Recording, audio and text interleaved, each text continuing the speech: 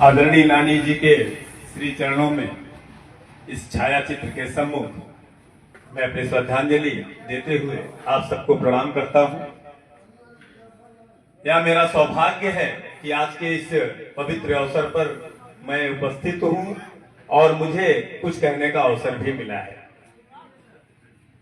आदरणीय पूज्य नाना जी आद्या प्रसाद मिश्र उन्मत्त जी, जिनके बारे में मैं क्या कहूं, कहां से शुरू करूं, बस इतना ही जानता हूं कि जब मेरी छोटी अवस्था थी 8-10 साल की उम्र से मैं नाना जी को जानने लगा था, समझने भी लगा था और उनका सानिध्य भी हमें मिलने लगा था।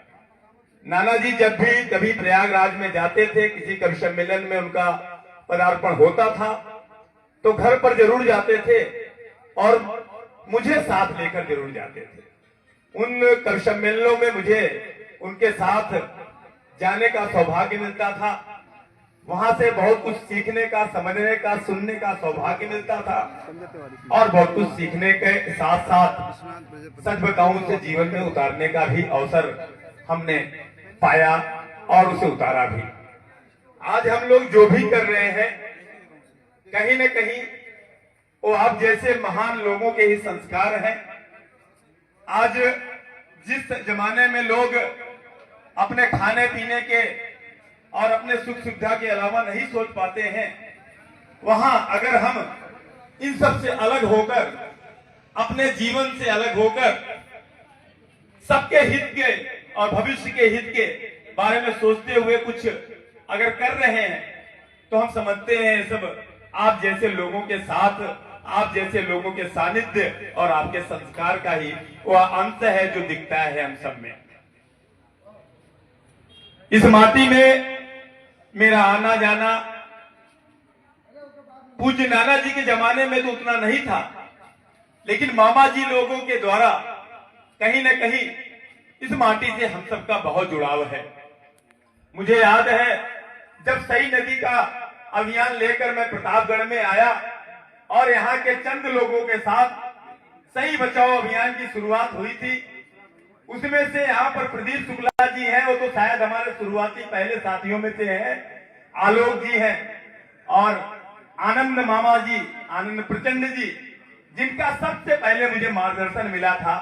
और शायद उसके पहले मैंने प्रतापगढ़ में पानी पर्यावरण के क्षेत्र में कोई कार्य शुरू नहीं किया था। तब मैं राजस्थान में था और राजस्थान के बाद मैं मध्य प्रदेश में काम किया था और 2006-07 के आसपास लौटा था और मां सही के काम में हम सब जुटे थे। और वो सब अभियान ही है कि कहीं न कहीं आज हम सब पानीदार लोग हैं, पानी वाले के नाम से जाने जाते हैं।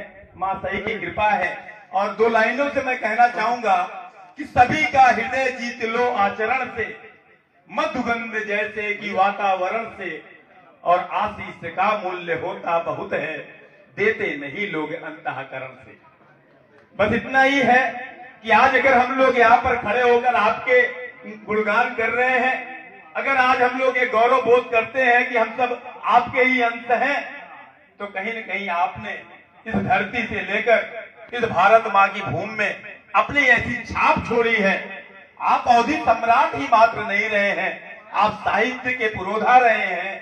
और बस मैं बहुत ज्यादा बोल रहा हूं, ज्यादा बोलने की मुझे कोई आवश्यकता नहीं थी और बस इतना ही कहना चाहूंगा कि हाँ, आज भी हम लोग जिस रास्ते पर हैं ये सब हमारे पारिवारिक संस्कार हैं, आप सबकी देन है और हम सब इससे बड़ा कुछ कर भी नहीं सकते, इससे बड़ी लाइन हम नहीं खींच सकते।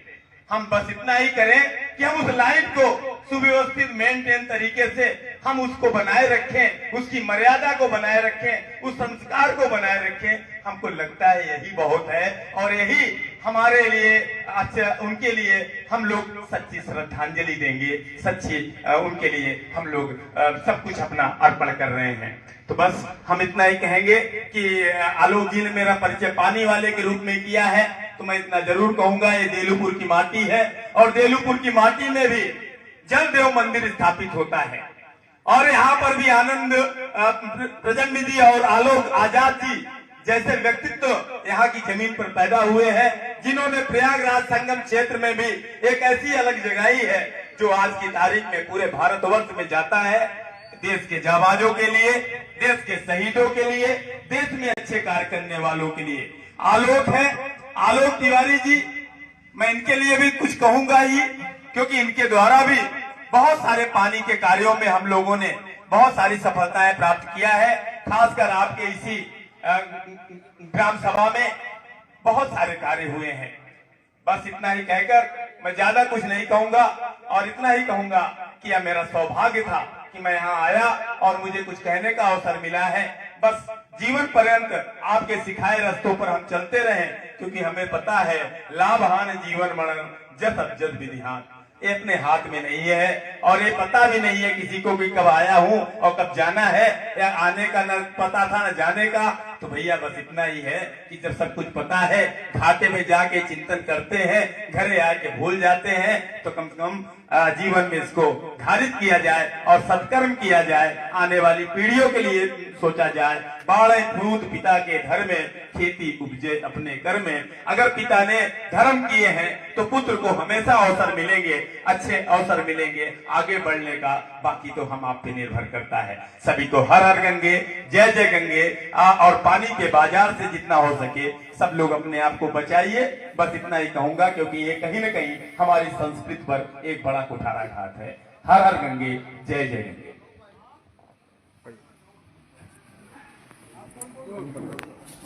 बहुत बहुत धन्यवाद।